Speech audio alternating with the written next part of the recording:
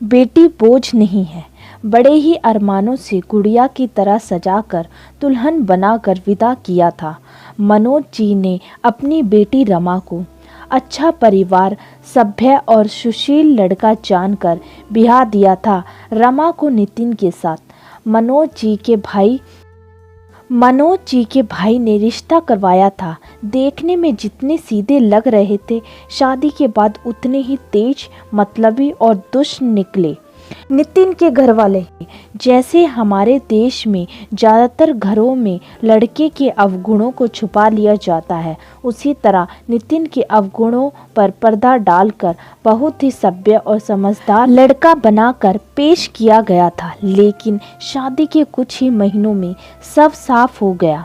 दहेज के लालची और मतलबी लोगों के बीच फंसी रमा सास ननद के ताने तो सह लेती, लेकिन नितिन शराब पीकर जो नाटक करता, गाली गलौज और विरोध करने पर मारपीट पर उतर आता, उसे ज़्यादा दिन तक सह नहीं पाई रमा और अपनी माँ को सब कुछ सच सच बता दिया।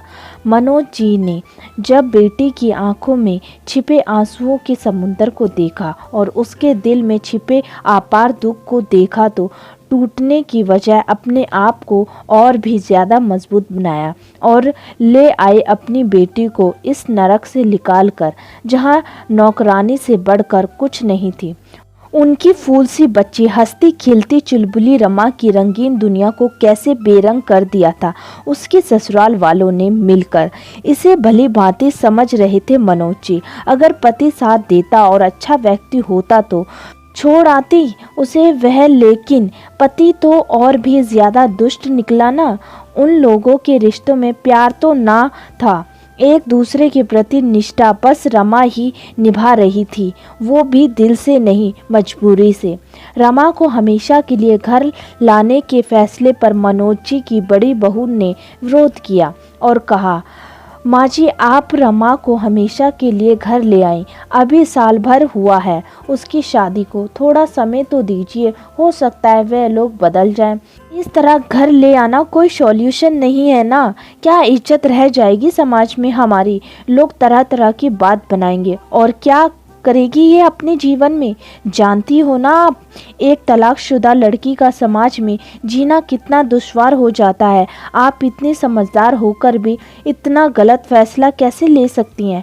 मुझे लगता है हमें नितिन और उसके परिवार से बात करनी चाहिए। जेठानी जी की बात सुनकर छोटी बहू ने भी यही कहा। मम्मी जी मुझे भी यही लगता है कि हमें अभी इस बारे में और सोचना चाहिए। 1 साल के रिश्ते में तलाक, लोग क्या सोचेंगे। दोनों बहुओं की बात सुनकर मनोज जी ने कहा, समाज क्या कहता है, क्या सोचता है, यह तुम लोग ही सोचो। मुझे केवल मेरी बेटी के बारे में सोचना है। वे लोग सुधर जाएंगे, महज इस उम्मीद में मैं अपनी हंसती मुस्कुराती गुड़िया को वहाँ छोड़ दूँ मुरझाने के लिए। हरगिज़ नहीं, उन दुष्टों के साथ एक दिन भी नहीं रहेगी रमा। मेरी बेटी मेरे लिए बोझ नहीं है, जिम्मेदारी है, मेरे जिगर का टुकड़ा है और उतनी ही ज़रूरी है जितनी तुम सब। और सुन लो, मेरी बेटी की जिम्मेदारी के लिए तुम लोगों को परेशान होने की ज़रूरत नहीं है। उसके पापा की पेंशन मिलती है मुझे और वह खुद नौकरी करेगी, पूरे आत्मविश्वास के साथ अपना जीवन जिएगी। मरते दम तक उसकी माँ उसके साथ खड़ी रहेगी। तुम लोगों को साथ देना है तो दो, नहीं तो मत दो।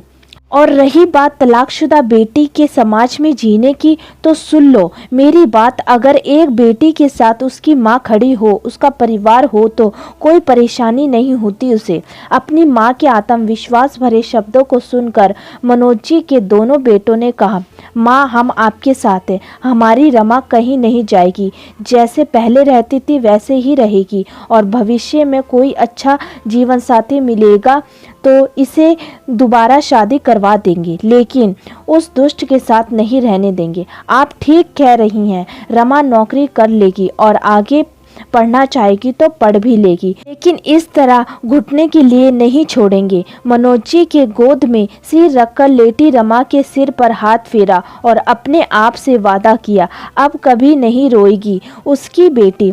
उसे खुश होने का अधिकार है और उसे सारी खुशियां मिलेंगी। अपने परिवार के एक गलत फैसले की वजह से सारी उम्र कष्ट नहीं भोगेगी। वो पूरे आत्मसम्मान के साथ अपना जीवन निर्वाह करेगी।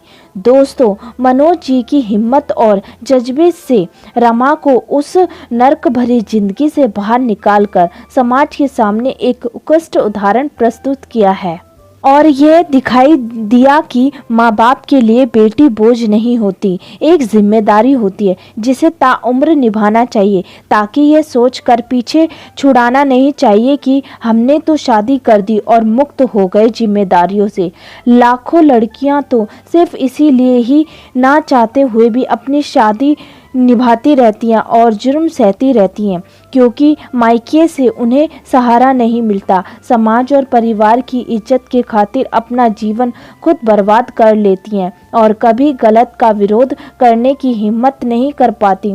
हम माँओं को, खासकर बेटियों की माँओं को, अपने आप से यह प्रण करना चाहिए कि हर हाल में हम अपनी बेटियों के साथ रहेंगे, शादी के बाद भी, और अनचाहे रिश्ते निभाने के लिए उन्हें कभी मजबूर नहीं करेंगे और उन्हें ये यकीन दिलाएंगे कि वह हम पर बोझ नहीं है, हमारी जिम्मेदारी है और हमेशा रहेगी।